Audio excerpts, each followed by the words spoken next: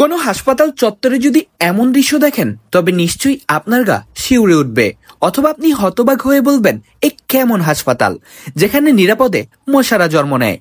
দৃশ্যটি মুন্সিগঞ্জ জেনারেল হাসপাতালের। এখানে স্বাস্থ্যসেবা নিতে আসা রোগী ও তাদের স্বজনেরা যেন এক অদৃশ্য ঝুঁকির মুখে। ড্রেনগুলোতে জমে আছে নোংরা পানি আর আবর্জনা, যা মশার লার্ভার আতুর ঘরে পরিণত হয়েছে। শুধু ড্রেনই নয়, একটি ভবনের ছাদেও বৃষ্টির পানি জমে তৈরি হয়েছে মশার বিশাল প্রজনন ক্ষেত্র। এসব দেখে মনে হয় যেন হাসপাতাল নয়, এটি মশার আস্তানা। চারপাশে আবর্জনা আর পচা পানির দুর্গন্ধ। এমন পরিবেশে রোগীর রোগমুক্তির পরিবর্তে নতুন রোগীর শিকার হওয়ার সম্ভাবনা বেশি। স্বাস্থ্য বিভাগের এমন উদাসীনতা কেন?